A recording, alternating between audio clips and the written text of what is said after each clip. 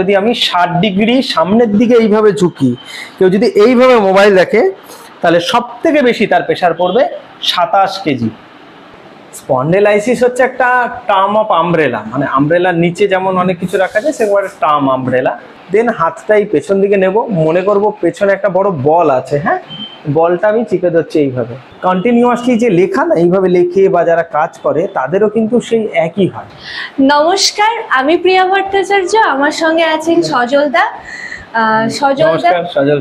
সজল দা আগের দিনের আমাদের ফিজিওথেরাপি জিনিসটা কি এই নিয়ে একটা বেসিক নলেজ তো দিয়েছেন, আপনারা ভিডিওটা খুব পছন্দও করেছেন অনেকেই। তো আজকেও আমরা ফিজিওথেরাপি রিলেটেডই আর একটা বিষয় নিয়ে আলোচনা করতে যাব। তো আমার আজকের একটা ইন্টারেস্টিং প্রশ্ন আমার মনে আসছে, যেটা হচ্ছে আমরা তো সবাই এখনকার দিনে ফোনের ওপর খুব ডিপেন্ড, ম্যাক্সিমাম জনই শুধু ফোন আর ফোন, এমনকি বাচ্চারাও শুধু এখনকার দিনে শুধু ফোনই ইয়ে করে। আর আমার যারা ভিউয়ার্সরা এই মধ্যে আছেন আশা করি তারা ফোনেই ভিডিওটা দেখছেন। আর আমরা জেনারেলি ফোন যখনই দেখি এইভাবে দেখি, মাথা নামিয়ে, একটুখানি পরে কি হয় এগুলো ব্যথা শুরু করে। তো দাদা আজকে যদি ভিডিওর আলোচনা আমাদের হয় এই যে স্পন্ডেলাইসিসের ব্যাপারে, তো কি রকম হবে? আচ্ছা, স্পন্ডেলাইসিস হচ্ছে একটা টার্ম অফ আমব্রেলা, মানে আমব্রেলার নিচে যেমন অনেক কিছু রাখা যায় সেরকম একটা টার্ম আমব্রেলা। তো বেসিক্যালি স্পন্ডেলাইসিস হচ্ছে গিয়ে মানে এই ঘাড়ের ডিসফাংশন আর কি, যেটা আর কি সেই ডিসফাংশন বিভিন্ন কারণে হতে পারে। লিস্থেসিস হয়, লাইটিক হয়, হ্যাঁ, স্পন্ডাইলোসিস হয়। তো যাই হোক, তো ইনিশিয়ালি যেটা বলা হয় যে আমাদের স্পন্ডাইলাইসিস মানে পেন হচ্ছে, ঘাড়ে স্প্যাজম হচ্ছে, সেটা কিন্তু মোবাইল এক অংশে দায়ী। কারণ হচ্ছে গিয়ে আমরা যখন মোবাইলটা দেখি আর কি, তার তো বিভিন্ন অ্যাঙ্গেল আছে। এইভাবে দেখলে একরকম হয়, এইভাবে দেখলে একরকম, এভাবে এভাবে, তারপর ঘাড় সামনে দিক করে, হ্যাঁ, বিভিন্ন জনেরা বিভিন্নভাবে কিন্তু মোবাইল দেখে। এই মোবাইলের জন্যই ঘাড়ে ব্যথা সব থেকে বেশি হয়। নট অনলি কন্টিনিউয়াসলি যে লেখা না এইভাবে লেখে বা যারা কাজ করে তাদেরও কিন্তু সেই একই হয়।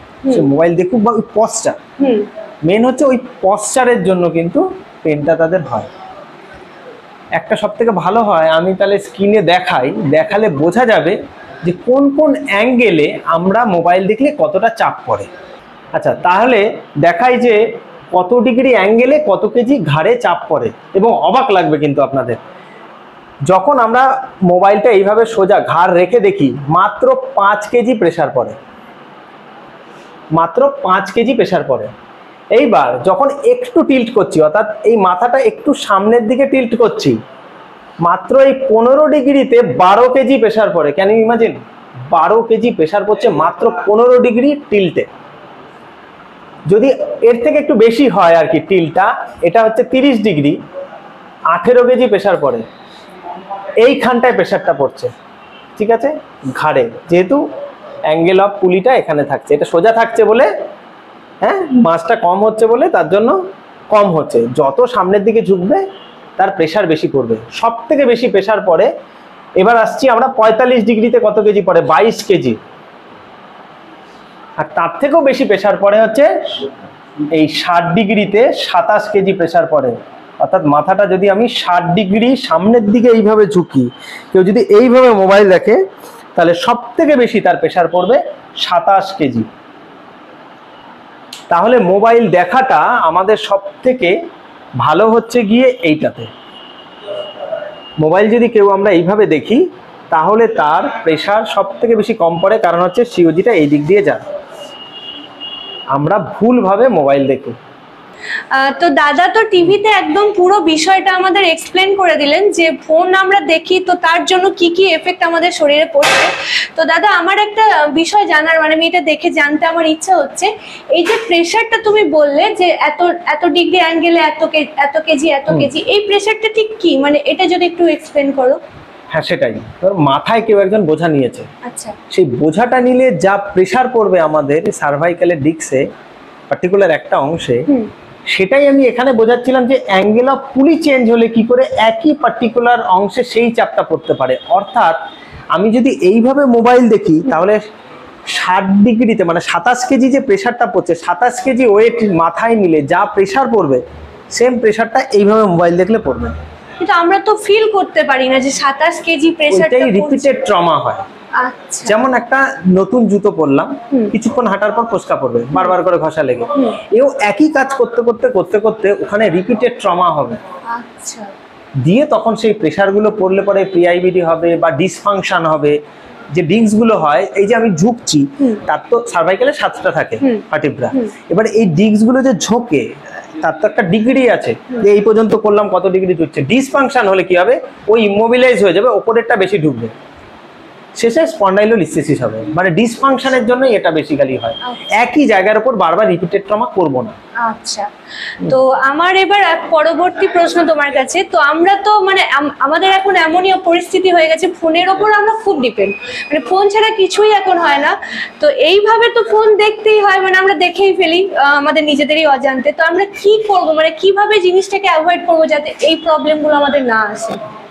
তাহলে বলি, সত্যি করেই যে ওইভাবে তো আর মোবাইল এইভাবে দেখা যায় না, আমরা পশ্চার চেঞ্জ করতে পারি। অ্যাজ অ্যান এক্সাম্পল, আমি মোবাইলটা যদি এইভাবে নিয়ে যদি এইভাবে দেখি, হাতটাও এখানটায় থাকলো, প্লাস মোবাইলটা এইভাবে দেখছি সোজা, আমার ঘাড়ে ডিসফাংশন হবে না। আরও কিন্তু প্রবলেম হয়, অনেকে ল্যাটারাল ডেভিয়েশন করে দেখে, এরকম করে বাইক চালানোর সময় বা কিছু করে কিছুক্ষণ থাকলেই তার যন্ত্রণা শুরু হবে। তো কি হয়, মোবাইল এইভাবে দেখা উচিত, অথবা কোথাও একটা রেখে দেখবো। হ্যাঁ, তো মোবাইল এইভাবে না দেখে এইভাবে কোথাও বসে বা কোনো কিছুর মধ্যে রেখে টেবিলে, এটা সাপোর্টে এইভাবে রেখে দেখাটা সব থেকে ভালো। আর একটা কথা, সেটা হচ্ছে এখনকার দিনের বাচ্চারা তো মানে মানে জ্ঞান তো হতে না হতেই মানে ফোন দেখালি তারা চুপ করে যায়।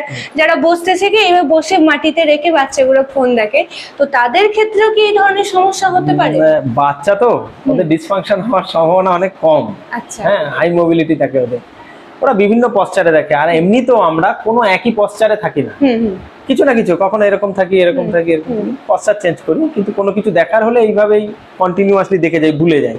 বাচ্চারা সেটা করে না, কিন্তু বাচ্চাদের মোবাইল অ্যাডিকশন না করাটাই ভালো। কিন্তু সার্ভাইকাল বা অন্যান্য কিছু ডিসফাংশন খুব কম, বাচ্চাদের বোঝা যায়। তাহলে দাদা, এই যে স্পন্ডাইলাইসিস নিয়ে আমরা ম্যাক্সিমাম মানুষই খুব ভুগছি, মানে ছোট থেকে বড় সকলেই ভুগছি।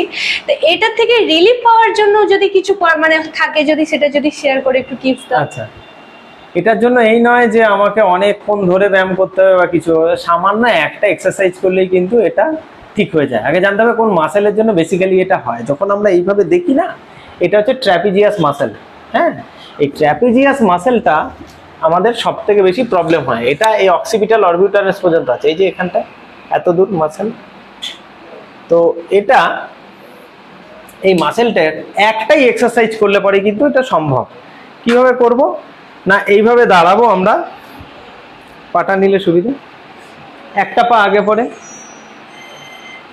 একটা পা আগে পরে দিয়ে নেবো যাতে আমি না নড়ে যাই, এইভাবে সামনের দিকে যাতে না নড়ে যাই।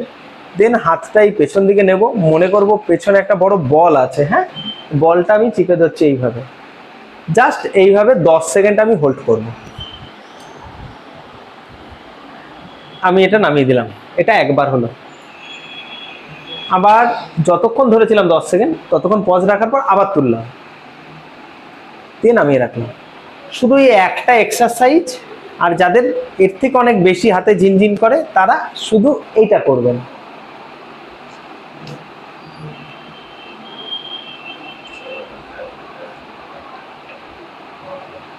এটা 10 সেকেন্ড করবেন। তো এই দুটো এক্সারসাইজই এনাফ, আর সেরকম কিচ্ছু করতে হবে না। আমাদের রোজকার জীবনের একটা কঠিন সমস্যার সমাধান দাদা আজকে এই ভিডিওতে আমাদের দিল। তো দাদাকে আমার বলার যে অনেকেই আছে ভিডিও দেখে জানতে চাইছে যে তোমার জায়গাটা কোথায়, মানে তুমি কোথায় করাও, বা তোমার কন্ট্যাক্ট নাম্বারটা যদি দিই তাহলে কিরকম হয়। তো সেই ক্ষেত্রে যদি কি বলবেন? বলি আমি, সেটা হচ্ছে যে কোনো পাস করা ফিজিওথেরাপিস্ট, যারা পাস করা তাদের কাছে গেলেই হবে। তারা সবাই একই রকম ভাবে বলবে, কোনো অসুবিধা নেই। আমি একটা বলতে পারি যে অনেকে অনেক কিছু কমেন্ট করেছেন বা আমাকেও ফোন করেছেন যারা চেনে আমাকে, যেহেতু এটার সিরিজ অনুযায়ী হচ্ছে, কারুর যদি কোনো কিছু জানার থাকে বা কিছু থাকে কমেন্ট করুন না, সেটা নিয়ে পরের দরকারে পরের বার আমরা ভিডিওতে সেরকমই বলার চেষ্টা করব। তো আমি হ্যাঁ, সেটাই তো বলছি। দাদা যেটা বললো সেটা আমি আরেকবার বলে দিই।